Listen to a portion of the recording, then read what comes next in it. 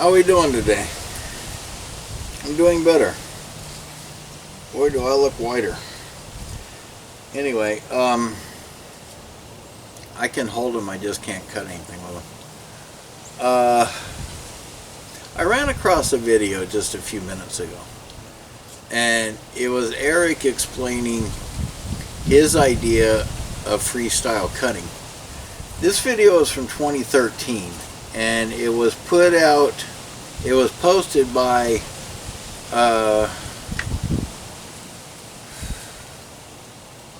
something mechanics, I can't remember, it began with a C. And I watched the whole thing. It was 8 minutes long. There's a pretty little yellow bird up there, sparrow with a yellow butt.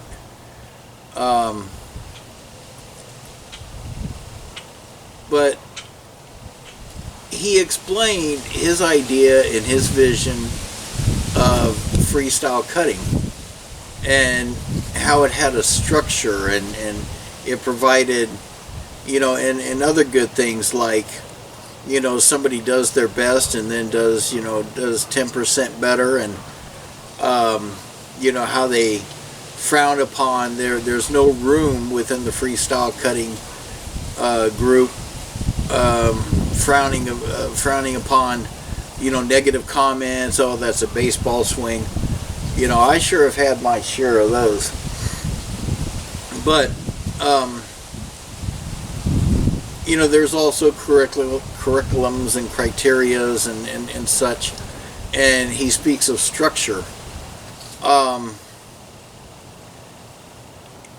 Him and I have tried to, not really any abrasive, you know, talk going back and forth, but just both of us at a while back had tried to understand what each other was coming from, and, you know, what they're saying, and oftentimes he left me rather confused. But now that I watched that video from 2013 and his ideas of freestyle cutting, I'm able to look and understand a lot of the reasoning by the things he said to me, you know, and why. I couldn't even consider, I consider myself a backyard cutter. I sure don't consider myself a freestyle cutter. I talked to this one guy once. I had suggested something that he was shooting up, throwing up shots of that energy drink, 5 Hour Energy, and I kind of, you know, suggested that, you know, maybe try. And he says, well, that's why they call it freestyle cutting, don't they? I said, well, yeah, I guess you're right. And then I just saw a video just a few minutes ago of some guy going to town with a machete. It was a marbles, because it was orange. I don't know why they make them orange. But he was going to town with a machete, and he called it freestyle cutting. I think a lot of people fell into the same boat I was in. They didn't quite understand what the freestyle cutting actually meant.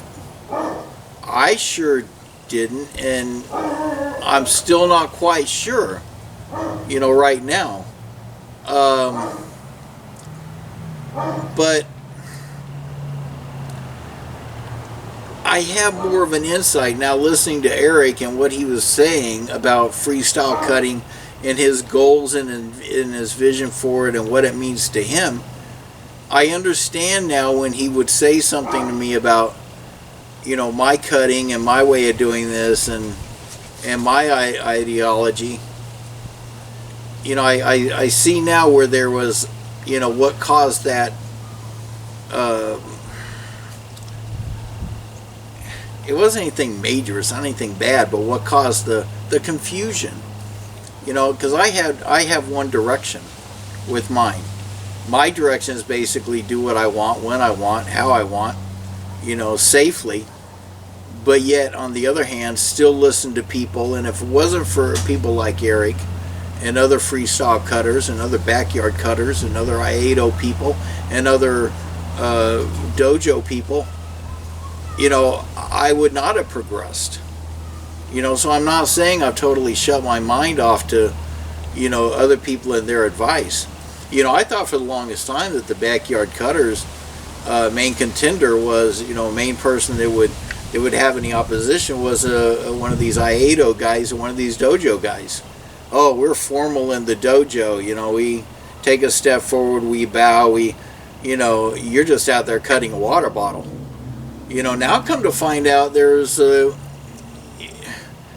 know, there's this difference between backyard cutting and freestyle cutting.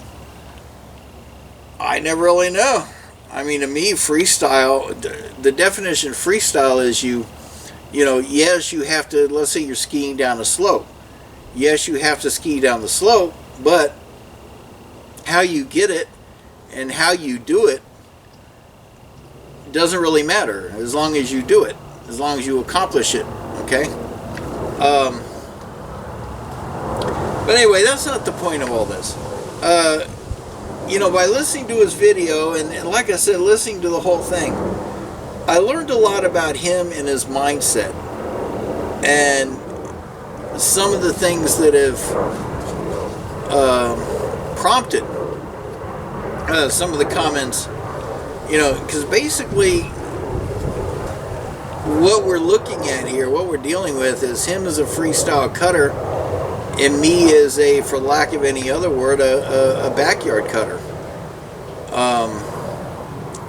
I believe in safety. I believe in moving the feet. I believe in you know, keeping this leg out of the way and that. And like I said, and I'll say it again, if it wasn't for him and Ninja Mixer and Modern Boy, and a few others, which I can't recall right now, I wouldn't have progressed as much as I did, and as much as I'm going to. But that's just a little bit of enlightenment, and it's still an idea I'm tossing around in my head. You know, he had a group with a structure, and to keep this structure going, you know, do this cut, and then we'll do it again better. I don't want to sound rude on this, but I don't want any structure. I don't cut for structure. I cut to be safe, and I cut to have a good time. And a lot of the reasons I cut, and a lot of the reasons a freestyle cutter cuts, it's basically the same. It's just I'm just a little more the flip-flop guy, you know, which, so what, dude, don't care. And I've had structure all my life, you know, from, you know, working at 16 years old and going into the Marine Corps at 18 years old and doing something in another career for many years, which was in a military type environment. And I'm kind of done with structure, you know. I'm not the norm, and I'm just me. And you know, how I get from point A to point B may be totally different, but I'm sure as hell going to get there. And hopefully I get there with all my fingers and toes. But anyway, I just want to shout that out to you, especially you, Eric, because I know you frustrated me at one time a while back, and I may have frustrated you, but I think now I kind of understand by listening to that video what you're saying, the sincerity of your words, and then how you meant nothing but the best for me. And I appreciate that, dude. I respect that. And on that note, I have to go. I'm terribly busy. I'm going to hold on to my sword some more, and you know, just can't cut with it. Anyway, that will pass. You guys have a good day. We'll see you.